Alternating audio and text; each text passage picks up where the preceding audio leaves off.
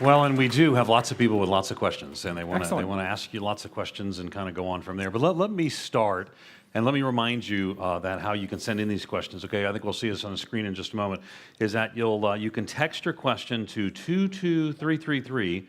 Include DL Moody DL Moody, and then put your question in your message. And if you can't text, there's some tables in the back, right there, and they have some cards for you as well. But texting is by far the best way to do it, and it answers as many questions as possible without being repetitive in the designated time that we have.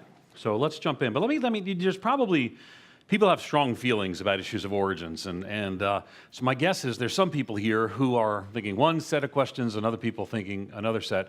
So let me start. Are we controversial? No, not at all. You're not controversial at all. Yeah, right. But it is a controversial issue, and I think it's worth our discussion. So, and let me just say, too, that I'm going to ask some questions of Dr. Meyer, and I'm going to play the devil's advocate at times, so don't send me letters. That's all I want to say, okay? But that's my job, is to help ask some of these questions. Okay, so let me just start right here. All right, so we don't understand. Darwin didn't understand. We don't understand the Cambrian explosion and why these things took place. And historically, when people didn't understand things, they put God in the place of the things they didn't understand. If they didn't know why an eclipse was there, it was, well, the gods or God was mad. And people began to call that the God in the gaps. The idea was that if you didn't understand something, that somehow some deity was responsible. So aren't we eventually going to figure out what happened in the Cambrian explosion, and that's not going to be a good evidence for God? Well, I think we are figuring out what happened. Tell me about it. Okay. This isn't what's called an argument from ignorance, which is another way of formulating the God of the gaps objection. The argument from ignorance, logically, is a fallacy. It's like saying, well, I have evidence that the butler didn't do it, therefore it must have been the scullery maid or something, you know, if you're a detective. Scullery maid. Yeah. I'm going to Google that later. Sorry. All right, but go ahead. Anyway. Too many years in Cambridge, brother. Just because one cause is inadequate does not mean that another cause was the cause. That's the fallacy, right? The fallacious reasoning. But we're not reasoning that way, because what we're saying is that cause A through G, you know, different evolutionary models, all fail to provide a causally adequate explanation for the origin of information. But we do know of a cause which is capable of generating information. So we have positive evidence for what's called the causal adequacy of another possible explanation or cause. And so when our critics represent us as making an argument from ignorance, they're representing us as if we were saying, cause A can't produce effect X, therefore cause B, intelligent design, did it. But we're not doing that. We're adding another premise, which is positive evidence for the causal efficacy of intelligence as a cause of information. And so and therefore what the kind of argument we're making is a properly scientific argument called an inference to the best explanation, where we use our knowledge of cause and effect, of causal adequacy, to assess which of the possible causes provides the best explanation.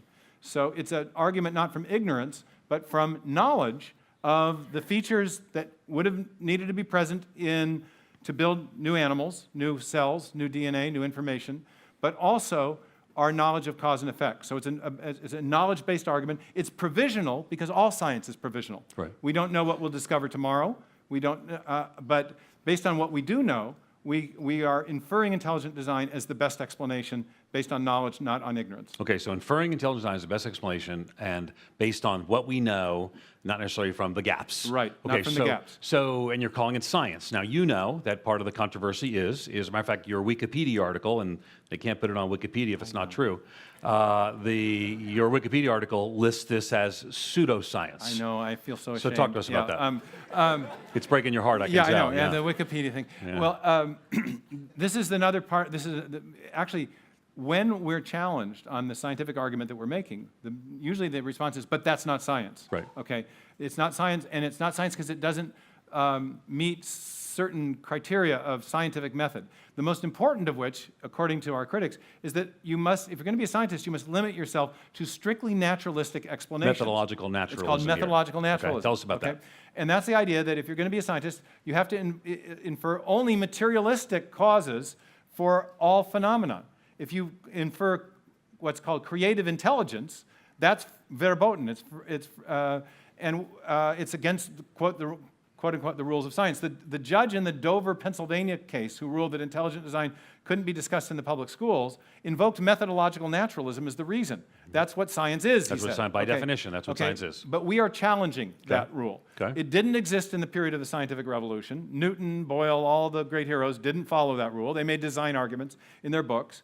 But the big reason that we're challenging it is that it limits the intellectual freedom to follow the evidence to its most logical and best explanation, okay? Imagine you walk into the British Museum and you see the Rosetta Stone. And you say, I wonder what caused this. But you know that you're a methodological naturalist. So you infer it must have been something like wind and erosion. Or maybe you say it was gravity, or maybe it was a chemical reaction or something. But you're going to miss the obvious cause of those inscriptions on the Rosetta Stone because there was a scribe involved. And because there's information inscribed on the rock, based on our experience of what it takes to produce information, you're going to know right away there was a scribe. But methodological naturalism will keep you from that conclusion. It will keep you from the best explanation. But some would say that that's inherently looking for a creator who's the cause. No. It's not to contradict you that vigorously. No, I'm hoping you would. Because I don't agree with that. No, but anyway, it depends on the evidence. Yeah. Not every piece of evidence will justify an inference to design, to an agent. But your evidence here was, for example, the probability of a certain number, a series of numbers coming together. But if I put 6 monkeys in a room with typewriters for 1 billion years, eventually they're going to produce a Shakespeare novel, right? No. Because we have unlimited time to do this, right? The universe is unlimited time. If you have unlimited time, yes, but we don't have unlimited time. Okay. That's so within the time frame we have, even with an old universe, we don't have a time statistically for this to happen. Yeah, two things. First of all, this wasn't my positive case for design. Okay. Mm-hmm. This was my critique of the neo-Darwinian mechanism, which is one of the evolutionary models. Right. In the book, I critique all of the evolutionary models. In the long tome that they can get outside. Yes, exactly. And they should get outside. Thank you. Mrs. Meyer, thanks you. But in any case, the other point is that in assessing a random search, the plausibility of a random search for generating information, we need to know how big is the space that has to be searched and how many opportunities there are. In a universe that we now have, a finite universe, we have a limited number of what are called probabilistic resources. And so, finite universe, by that you mean the length of time the universe has of a starting point. And I've actually, in the first book, Signature in the Cell, taken into account every possible event that could have occurred since the Big Bang to explain the origin of the information necessary for the first protein. Okay, not enough options. The space is too big. It's hard to get your mind around the problem of combinatorials. But the space to be searched is too big for even on a cosmic timescale to search but a small part of the total. And so then it becomes more likely than not that such a search will fail, overwhelmingly more likely than not that such a search will fail, which means that the hypothesis that that's how it happened is more likely to be false than true. And in science, we don't like hypotheses that are overwhelmingly more likely to be false than true. They are not the best explanation, so that's led scientists to look for other explanations. It's Jim Carrey 101. Remember the film Dumb and Dumber? Where we don't watch movies. Oh, you don't watch movies? Church. But good. Let's say hypothetically, someone's saying there's a chance. It leads to dancing. Is that the problem? So you're saying there's a chance. So it does. It leads to dancing, I think. So go ahead. Okay. So, yeah, you're saying it's a chance. So you're saying there's a chance. Right. All right. I haven't seen the movie, but I do remember that scene. Okay. So. The point is, just because there is a finite probability of something does not make that a plausible explanation. Fair enough. Okay. So all this stuff, you've now talked about the universe being old. You're talking about the Cambrian explosion. Let's go to the whole other side. Okay. Haven't you read the Bible? There are 6 literal days of creation. Oh, right. Okay. So, and I don't say it flippantly. So, yeah. So it doesn't say 6 potential days. The Bible, you have to sort of do some hermeneutic leaps to get to 6 literal days, to calling them day-age theories. So there's a whole lot of people here saying God in the gaps or whatever, God in the gap, whatever. There's a lot of people saying, you know what? I mean, intelligent design is great, and maybe it helps people think there's a God out there, but God created the earth in 6 days and somehow made it to look old. No? Okay. couple things. No, you love it. I mean, I was at a conference. R.C. Sproul hosted a conference, and that was the presentation that Al Mohler made. Dr. Al Mohler made a presentation and many people here. So I don't want you, some of you laugh. I don't think you should. I think people have different views on this. So come back to me. 6-day-old creation, depending on how many years ago, under 10,000 years old. A large percentage of Americans believe that to be true. Ken Ham resonates with them and says that if you don't believe that, you undermine the rest of the authority of the Bible. Talk to me about it. Right. So the theory of intelligent design is a theory about causation. Okay. So it's not a theory about the age of the earth. Okay. It's actually age neutral. Okay. In presenting this argument that I did today, you might be a young earth person and say, well, the kind of argument I'm making against the plausibility of the mutation selection mechanism is essentially you could make the same argument as a young earth person and say, for the sake of argument, I'm going to concede those long ages and see if even with those long ages you have enough time to build new genes and proteins. Conclusion is you don't. Okay. So even very long ages are not going to solve the problem for you. That's point one. The positive indicators of design are not things that depend on any judgment about time. All right. Wouldn't the Cambrian explosion preclude more than a 10,000-year-old Earth? Oh, it does. It does. The point, however, is that whether it's the fine-tuning of the laws of physics and chemistry, or the presence of information in DNA, or the molecular machinery, and the conclusion of the intelligent design research community is that there was an intelligent cause rather than an undirected process. Right. All of which young Earth people and 6-day creationists, exactly. So which I'm guessing the majority of people in this room are. Right. Within the ID camp, there are young Earth creationists, there are old Earth creationists, and there is a kind of theistic evolutionist that thinks that God is directing the evolutionary process and that you can detect that detection against the backdrop of what nature ordinarily does. Hence the intelligent design, you can see that. Right. Okay, so there's other theistic evolutionists who hate intelligent design. Young Earth is, the Earth is less than 10,000 years old is a common research question. If you use Usher's dating or certain things.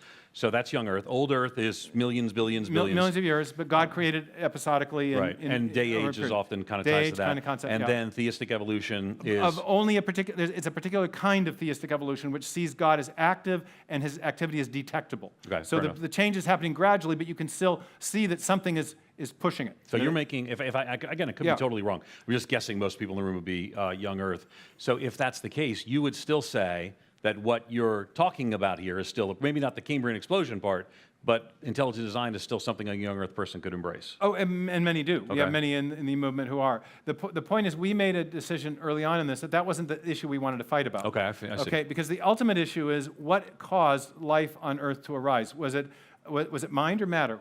Was it an undirected material process, or was it an intelligent agent such as, for example, God?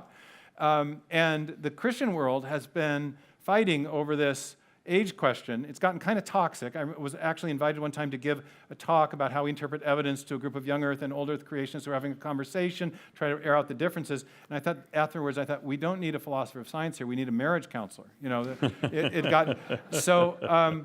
So anyway, I have a particular view on this. Okay. My closest colleague in the movement has a different view. We've tried to argue about it, and we couldn't sustain interest because what we've done tactically, I think, has been a big mistake. We've been arguing with each other about words in Genesis. Meanwhile, we've been giving the scientific materialists a pass on a very weak theory that needs a very formidable scientific challenge. And the ultimate issue is the issue of causation. Is it an intelligent cause or a material cause? Fair enough. Okay. And that's where we focused our energies. And the theory of intelligent design allows you to detect the effects of intelligence without settling that age issue. So keeping in mind that I resonate with much of what you say, right? But I think a lot of people have heard a Ken Ham article or say something effective that what you're doing is undermining the authority of Scripture. Well, so now let me give you my personal take on this, because I think it's helpful for people to understand how somebody could think about this differently. I have a very high view of Scripture. Not every advocate of intelligent design is a Christian, I should say that. Because for the simple reason, you don't have to be a Christian to see the powerful evidence of design in nature. Sure. The starting point is, as St. Paul says in Romans 1, the things that are made. And the things that are made reveal the attributes of the Creator, even if you're just looking at the things that are made. You don't have to start with the Bible. That's a biblical affirmation. You don't need the Bible to see that there's evidence of a designing intelligence, the wisdom of the Creator. But I happen to be a Christian.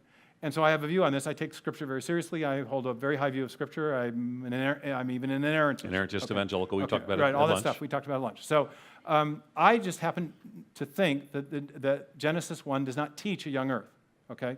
And I have a reason for that. It's an exegetical reason.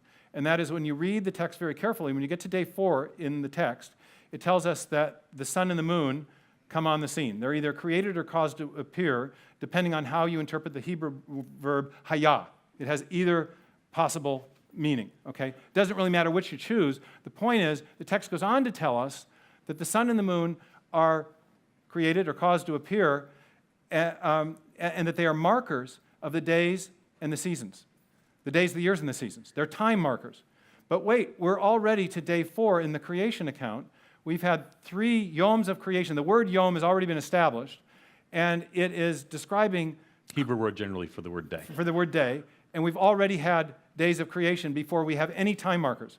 Now, we mark time as the sun moves across the ecliptic. It's the apparent movement of the sun across the ecliptic. There is no such mechanism for keeping time in the days of creation as they are initially established. So I don't think that our the way we keep time today could possibly give us a way of measuring time in the days of creation as established in the book of Genesis. So there's a biblical scholar that I respect who's a Hebrew philologist, also a very conservative guy, Jack Collins. He's at Covenant Seminary. And PCA Seminary in St. Louis, Presbyterian Church in America. Right, and he's been asked, well, are the days of Genesis long Hugh Ross days, or are they short Ken Ham days? You need to Google to understand all that, but go ahead. And his answer is neither. Okay. They're days of indeterminate length from a human point of view. They're God's days of creation, marking his creative activity. And so people may like or not like what I've just said, but I think it's important that in this discussion, this is an ethos that we've tried to create in the intelligent design movement, to realize that there are people on different sides of this question that have very sincerely held biblical reasons for holding different views on this. It just seems you have to have some pretty thick skin because you get shot at from different directions. You think? So it's pretty. Well, you know, I've asked too many questions, Right. and we have questions coming in. This is we great. have 3 good questions coming in, so let's start jumping through them from you. Some have said. May I say one last thing about this? No, you may not. No, go ahead. Go ahead. and that is just that our friend Philip Johnson, who was a big founder of played a big role in this, said. Intelligent design founder. Yeah, he's a law professor at Berkeley, and he kind of set the ethos for this. And he said, look. Well, of course it's an important question. It's an interesting question. If you're a Christian, you care about the Bible, you want to know, well, how do you interpret the words? But he said, it should never have become a casus belli, a cause for war in the church. And so what we're trying to do is reformulate this issue around a much more fundamental question. And then if you ask me my private view, I'll tell you my private view, but it's not the thing that we think we should be fighting about. We should actually be challenging. St. Paul says in 2 Corinthians, therefore we come against every argument and pretension that sets itself up against the knowledge of God, and we take captive every thought and make it subject to Christ. There's a big argument against the reality of God based on science, and that's the one we're taking on. Short answers are not your strength, yes, so let's work on this. Little applause there at the end. Cambridge takes the short answers out of you. So some have said, since science deals with the material, since God is immaterial, science can't ultimately be used to prove God exists. Yes, no? What do you respond? Well, it is true that when we are looking at the world, science studies material effects. Right. We observe the things around us. But it posits causes which may be unobservable. And even people who are materialists posit causes that may be unobservable. Darwin did. He posited unobservable past events to explain the pattern of evidence we see today. In theoretical physics, we posit things like quarks and electrons and things. So simply because something is unobservable doesn't make it unscientific. Science is indirectly inferential. What we want to know, though, science, the fundamental obligation of science is not to come to the best materialistic explanation, but the best explanation based on what we know about cause and effect. And part of the world around us is the world of mind. We all have them. We have conscious awareness and conscious experience, and we know what minds can do because we have minds. So if we excise from science the role that mind can play in generating certain kind of effects, we might miss the correct explanation of certain types of effects, in particular, the origin of information, which we know always comes from a mind. Can Darwin and creation go together? Are there variations of that, perhaps theistic evolution? evolution and creation can go together. If by the short answer is it depends on the meaning of evolution. Okay. Evolution can mean change over time, and certainly God can cause change over time. Evolution can mean continuous change over time, such that the tree of life is the best picture of the history of life. Certainly God could cause that kind of change. But God can't cause, but the third meaning of evolution is the Darwinian meaning, which is that there's a purely unguided, undirected process that's responsible for the appearance of design. The reason that Darwinians say that design is only apparent is because the process that produced the design was not guided or directed in any way by an actual intelligence. So if you're a Darwinian or a neo-Darwinian, you don't believe in directed evolution. You believe in an undirected process producing the appearance of design. Random changes, random selection. And natural selection. Nature's doing the selection, not the intelligence of the creator or a breeder. And so therefore, that is a logical problem because even God can't direct an undirected process. Yeah. Okay, so that's problematic. And one of the things we've been challenging our theistic evolutionist colleagues to clarify is what do they mean by evolution? Do they mean a directed or an undirected process? And some of them have been famously ambiguous on that question. So the question boils down to you is, young Earth, old Earth, people can debate. The question that comes down to you is, somebody is designing or directing this process. If the process is undirected, then you have a logical problem if you want to say God directed an undirected process. Sure. You have a theological problem if you want to say that no one is directing the undirected process, because then at best you have a form of deism if you're a Christian, for example, because then God set everything up. Deism is the idea that God started all the process and wasn't involved in it from there on. Yeah. So in your idea of the Cambrian explosion, you talk about all the sudden growth is explosion of species. Is that you see the hand of God seeding suddenly in that context? I personally do. Yeah. I think these big infusions of information are evidence of a designing intelligence acting in the history of life. I see multiple such events. And because I'm a Christian and I think the designer is God, I think that God acted multiple times.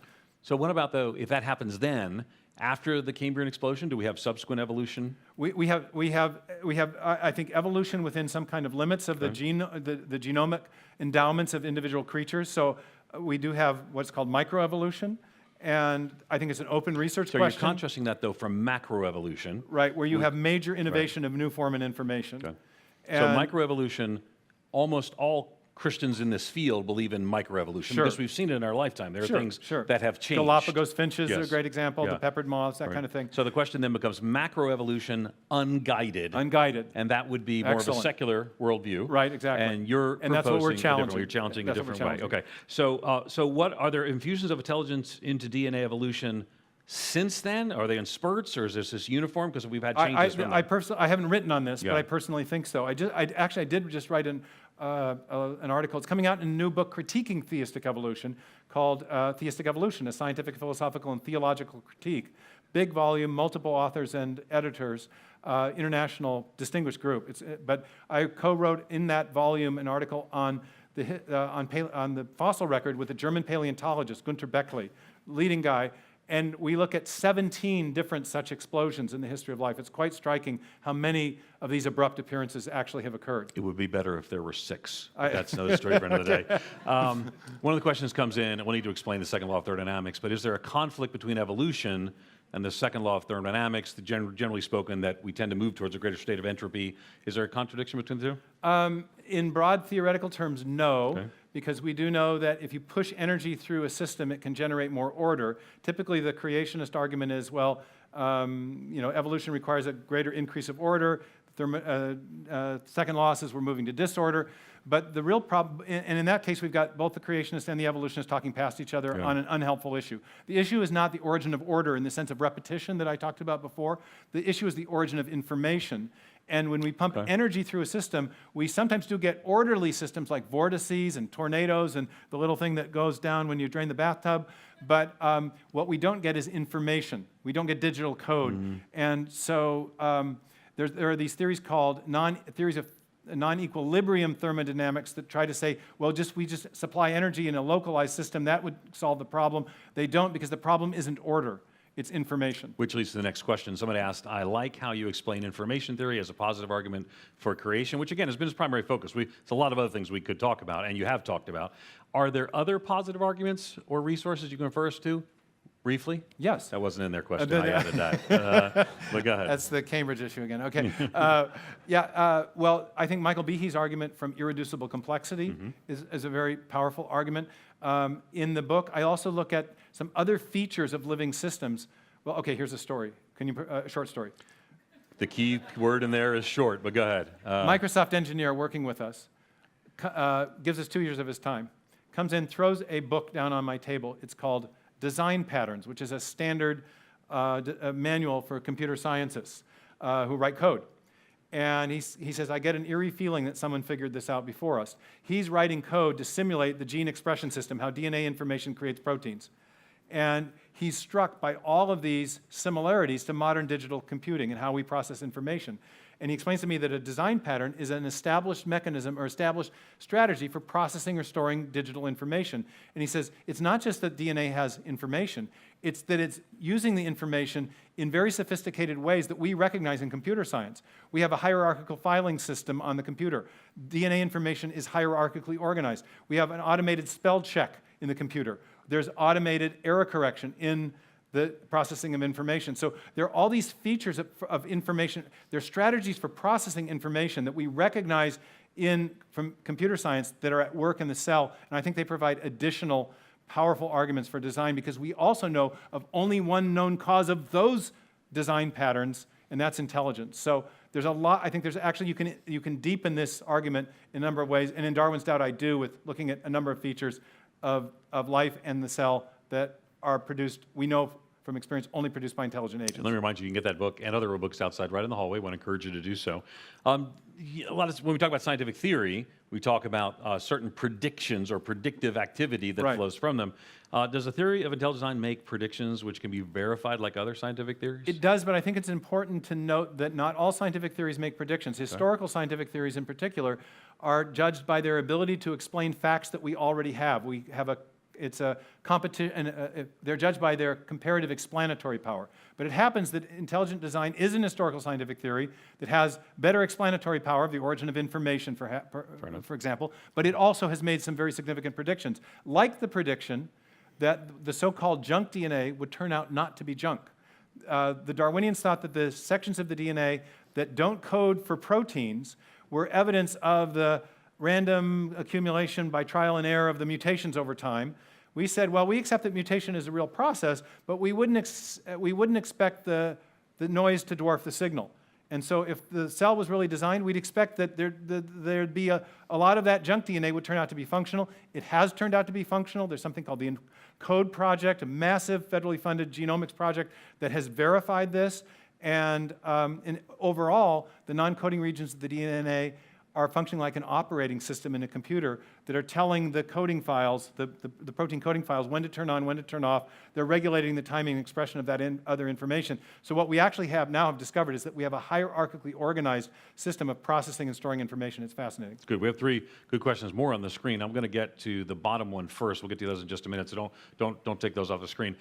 Why do you think the scientific community is so fearful and negative towards the possibility of intelligent design? Because it can be pretty vocal. The flying spaghetti monster stuff comes up. That's the idea that if there's creationist in a cheap tuxedo. It's a great cheap, but the flying spaghetti monster is what atheists use. You might as well say there's a flying spaghetti monster out there. You can prove it just as well. So why are people so aggressive? I think there's a lot at stake, and what's at stake is some of it's practical science, who gets the funding and all that. But so far we're not getting any of that, so that shouldn't really bother them. What's really at stake is metaphysical and religious. Okay, because intelligent design is a scientific theory based on scientific evidence and uses a scientific method. But it has larger implications that challenge philosophical materialism and that are broadly supportive of a theistic worldview. And many scientists, like all of us, have deeply held worldview convictions. Many scientists aren't aware of them, but they have them, and when those worldview convictions are challenged, just like anyone will can respond very emotionally. Theistic worldview is key. We talk about deism, which is sort of God's out there, let the thing spin around on his own. Theism is much more active and engaged. God created the universe at the beginning, but also acts after the beginning. Okay, now, which leads to, I think, another question. You've talked about old Earth, but at lunch you talked about young humans. Yes. So one of the questions that people have is, do you believe in two historic individuals named Adam and Eve? And if so, is that important and why? It's not necessary to the theory of intelligent design. It's Okay. a separate question. Okay. It is important if you're a biblical Christian. I happen to be such a person, and so I do believe in an historic Adam and Eve. I also think that the arguments that have been made against the possibility of an historic Adam, like a lot of the theistic evolutionists are claiming that the genetic evidence... Genetic pool had to be a larger It had to pool be a than large two individuals. pool, right. and it was like 10,000 a group. Right. We actually have, there's a very important scientist working with us, Ann Gager, who's doing population genetics with a brilliant Swedish mathematician named Ola Husara, and they've developed a model showing that the genetic diversity of the human race corporately today is perfectly consistent with a model of an original breeding pair of two original humans. And I have a lot of other reasons for thinking that this is a perfectly plausible thing. Like and Jesus comments, the book of Romans. Anyway, another thing Yeah, for another day. Sorry. So, last question.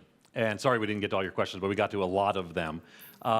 So this morning I talked about a map and a list. You were there. Yeah. And I want to encourage people to begin sharing the gospel. And that's not something we're going to talk about once. We're going to talk about this all fall. Want you to be engaged with us. There'll be more cards at the Welcome Center and more.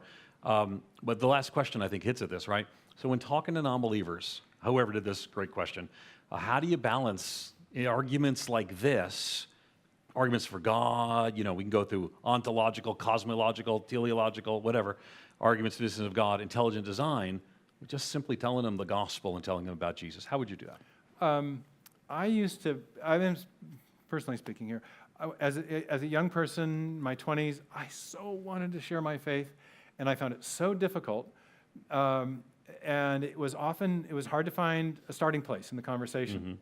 The very odd thing I found is that I'll be sitting on an airplane, and I'll be working on a PowerPoint for a scientific presentation, and I'll find that my seatmate is doing this.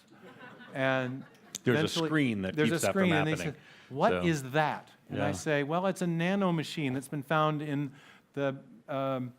in bacterial cells." Really? Well, what is, and then we say, "What are you?" And I said, "Well, I'm a scientist." Where are you going? "I'm going to a scientific conference." Well, so why? So I start to explain that this machinery or the code, and I explain the intelligent design idea. And it doesn't take me very long with most people, engineers, businessmen, whatever, to say, "Wow, that's a really cool idea. I've never thought of that." And then the next question is, so you're a scientist and you think there's intelligent design. So who's the design? Are you religious? They're probing right away. Sure. Opens the conversation wide up. And I think one of the things that we face in our current situation is that as you begin to share the gospel in our current setting, we have a default worldview that's everywhere in the culture, especially in the elite media culture, and it's materialistic. And so if you start with the gospel, sometimes the concepts that you need to explain to make the gospel make sense don't make sense to people because Right. they don't believe in God. They don't therefore believe in an objective morality. Therefore, they don't believe they violated the morality. Therefore, they don't believe in sin. And none of the things that are first out of our mouth are connecting with anything that makes sense to them. But if we say, and this is person to person specific, because some people are ready. They say, I know I've messed up my life. I'm ready to. But so what I used to try to do when I was inexperienced and overzealous was I tried to answer every question the person didn't have. And now I find that some of the things So you that don't go immediately to the Cambrian explosion in every conversation. Exactly, but Because that's what I was going to do. often what is holding people up is the big question of whether or not God is real or imaginary. Yeah. And when they learn a little bit about what I do, then they want to know what I think about that question. And then once they realize that there is maybe some really good evidence that God is real, then the other conversation opens up. So You have been a good sport with my probing questions, I and like I appreciate that you kept very much. You kept me pithy, and that's hard to do. Pithy is good. Would you join me in thanking Dr. Stephen Meyer? Thank you. Thank you, Dr. Meyer. A lot of fun. You should go out to your book there.